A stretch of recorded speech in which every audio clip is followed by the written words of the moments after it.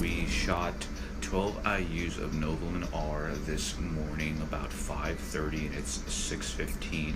I had my meal at around 5:50, 6 o'clock, just because I'm not used to eating this early. For me, what works, I just had half a banana, about 6 egg whites, and 1 packet of sugar-free instant oatmeal with apples and cinnamon, and that kind of does it for me. I'm usually fine with that, being this is Novolin and its immediate action. Its peak is going to be about 2 hours, maybe about close to when I'm post-workout. So I'm going to be sure to have an intra-workout shake on hand, as well as taking that intra-workout shake into a post-workout shake, because I'm going to be shooting another 5 IUs post-workout.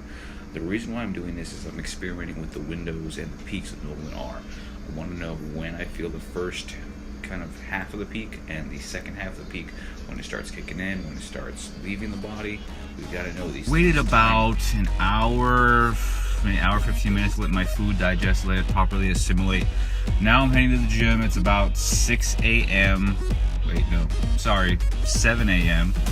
and ready for lower back and hamstrings. I'm not used to training this early, so I'm still a little tight despite all the stretching and the myofascial release I did. I don't know why. It's just something that can't be overcome when it comes to training this early. It's just the body is it's not used to it.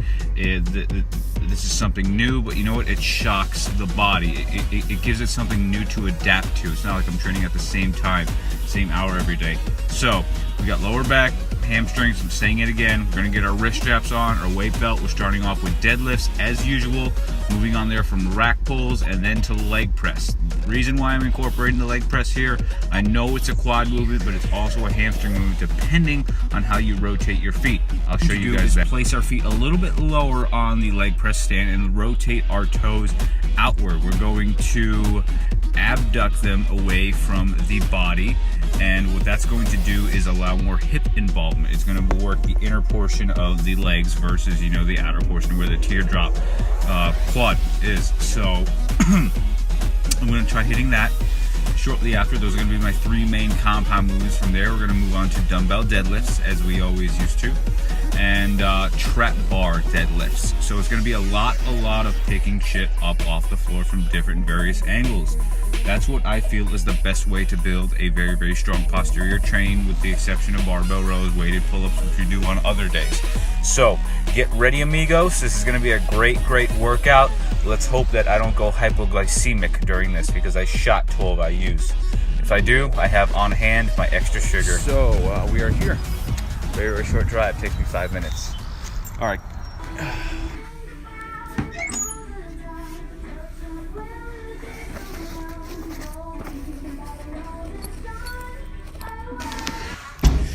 Alright guys, the pre-cage is in me. I'm out for fucking blood. Let's go kill some weights.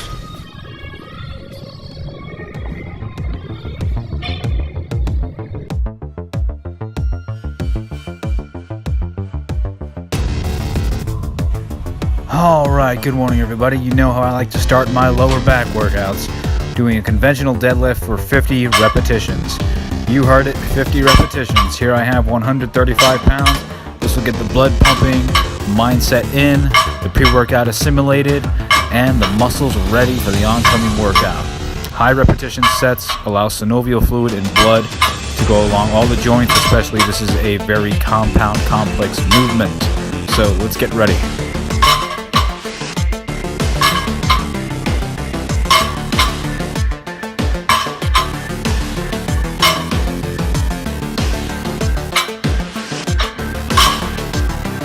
Next set, perform for 20 repetitions. Just got my heart pumping at 225 pounds.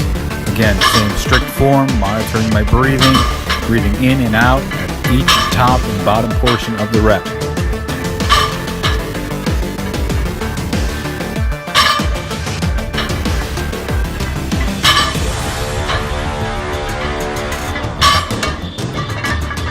Taking 90 seconds of rest in between that set. Moving on to our first working set, 315 pounds for 15 repetitions. Use rest pause if necessary. I tended to have to do it after about 10 to 12 repetitions. Being this 6 a.m. trains this early in the morning, my strength is not there. I only have one meal in my system. Moving on to our next working set, 365 pounds for about 8 repetitions. I completed about 5 and then had to use the rest pause to reach out the extra 3. Recommend you guys do this if needed. If not, make sure to increase the weight next workout.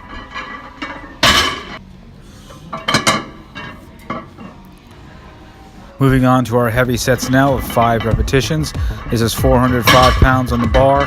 Normally I can get this for about 8 to 10 repetitions, but being it's this early in the morning, again, my strength isn't there, and I'm still kind of waking up. The pre-workout is just not enough, to kick in this early. So complete your 5 repetitions, drop back down, and perform a drop set with 315 pounds.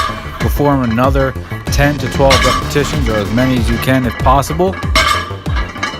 I felt at the movement of this, I was so lightheaded I wasn't barely even able to stand. After taking about 2 minutes of rest, we are now going touch and go. Touch and go means basically just dropping the weight to the ground and picking it up. Dropping the weight to the ground without letting it pause at the bottom portion of the rep or dropping it to the ground. Complete another 10 to 12 repetitions to failure. Now moving on to our next exercise, rest 2 minutes and head on over to a rack pull. Start out with a warm-up weight. Again, I'm starting up back at 135 pounds for about 20 repetitions, just to get the feel and the blood pumping for this movement.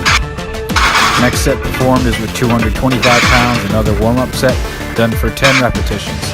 I then rested about 60 to 90 seconds as we're going to be hitting this movement a little bit heavier than the deadlift. Superset this exercise with the shrug machine or any sort of a conventional deadlift. If you have a trap bar or a hex bar next to you, you can also use that. First working set, 405 pounds, perform for 8 to 10 repetitions. Use rest pause reps if necessary. I did have to do this once I reached 8. Had to drop to my knees, rest for about 10 to 20 seconds, and perform another 2 reps. Complete 2 sets of this exercise. Now working our way back down for another drop set, 315 pounds, perform for 15 repetitions. Use the rest pause method if necessary to reach your targeted reps. I had to do this once I reached 12 repetitions, rested for a few seconds, banged out an extra 3, and rested for a few more seconds, and then performed our drop set. Strip off 245s on each side, back down to 225 pounds or whichever weight you are using that you're comfortable with, and perform another 10 to 12 repetitions. For example, if you have 275 pounds, rack it back down to approximately 185 pounds to 200 pounds, whatever your strength level of performance is at, and perform another 10 to 12 repetitions. Okay, we did a triple drop on the rack pulls, worked our way down from 405, 315, 225. This bar is a little bit of a thicker bar, so it's a little bit harder to get the weight up. I normally like 455 to 500 on these, especially doing it after the deadlifts. So let's move on to our accessory exercise. Conveniently, the shrug machine is actually right behind the power rack here. So I racked on 2 45s each side, just performing a warm-up set for 10 to 15 repetitions, so I can get used to the feel of the movement and make sure I have corrected posture and positioning while performing it. After performing 10 reps facing the wall, I performed another 10 reps facing the opposite direction, just so I can get a different angle of my back and lats hip here and hamstrings.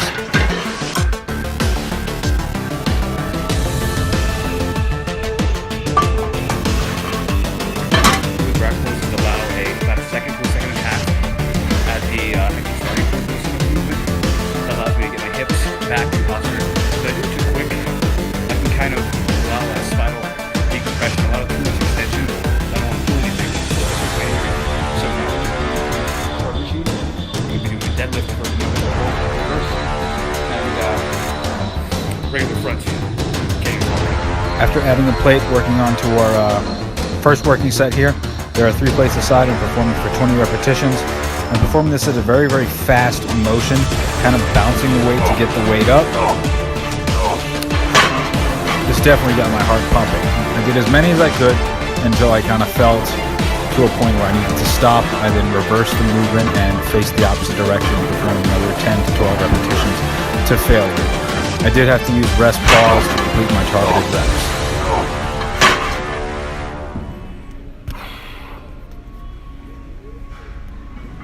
Now moving on to our heaviest set, there were 5 plates aside. I performed for about 5 to 6 repetitions as here shown. I tried my best not to bounce the weight and do it accordingly. So I did 3 repetitions strict, 1 with bouncing and then 1 strict. Kind of held the weight at the top with the time under tension.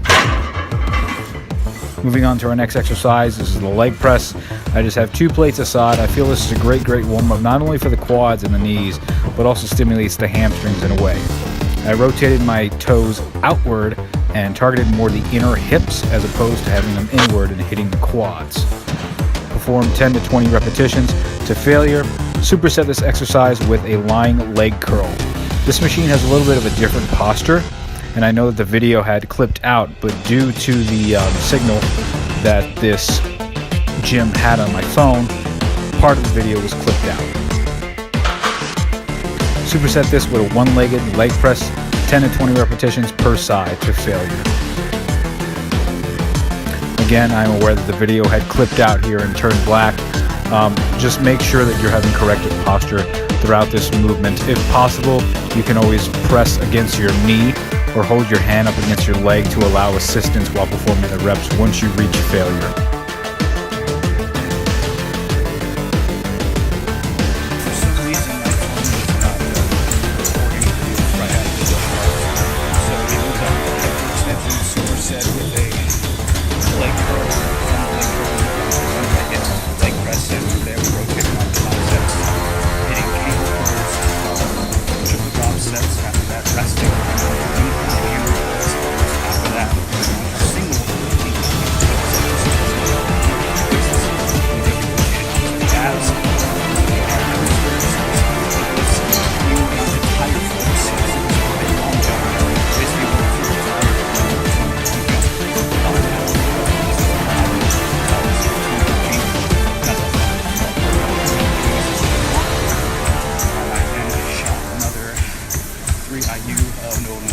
Post-workout, and I had 1 scoop of re-caged.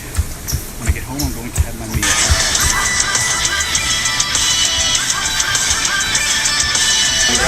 A little quick. I'm starting to feel the hypoglycemia. I'm limping, getting a headache, feeling very extra sweaty, and lethargy is kick in. Heart rate is still the same, but I know that the insulin now has this 2-hour peak is up now, so this is what you want to prep for. This is what you got to know, so that way you can experiment with your body, figure out what works. And I'm always prepared. I've got plenty of high cyclin dextrin and whey isolate on hand just in case. And I also have backup and extra. You never want to set yourself up for failure here, especially when you're playing. Guys, so this is my post workout meal after the gym. Hypoglycemia hit me again because of that second spike. Remember, we took the second shot, so I really feel like passing out right now. But I've got a lot of white rice, broccoli, chicken, all in sugar-free ketchup. So be careful with this, guys. I'm really sweating and feeling irritated, so I'm gonna eat before I pass out and wind up, hypoglycemia. My hypoglycemia went down. My insulin is back up to normal. I can kind of, feel the effects as the headache, the irritation, the sweating tends to go away. We had 1.5 cups, about 2 cups of plain white rice, chicken, broccoli, and sugar-free ketchup. Now, depending on the carbs that you eat, like if I had brown rice, if I had quinoa, those digest a little bit slower than white rice. So depending on what carb choice you choose, depends on how fast you'll, kick back up from the hypoglycemia. Now, for a little background on insulin is secreted by the pancreas and works with the liver to produce glycogen. Glycogen turns in, glucose. Glucose is kind of what fuels our muscles, what gives our muscles their fullness, their edge when it comes to training in the gym.